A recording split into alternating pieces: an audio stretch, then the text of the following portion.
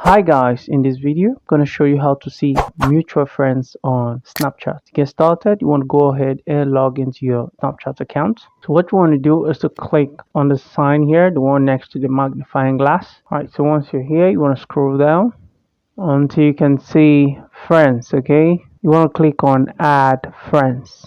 So right here, if you have friends that have sent you friend requests, you will see their friend request as here. So far so good. I have no friend requests. So now what I can do here is I can actually add friends. But what we want to do here is to see how we can see friends of friends. That's mutual friends. What you want to do is to scroll and see those names that actually have a certain number of mutual friends under them. And this is very easy. Once you see a person, for instance, Eunice, if I have other friends that actually know Eunice, you're gonna see them appear here. If there are 2, 3, 4, it just depends on the amount of people that know Eunice and also know me. So if that is the case, they will appear right under Eunice. So it's going to be written 2 mutual friends, 3 mutual friends, and so on. So once that is the case, I'm going to click on the add button right here to add Eunice.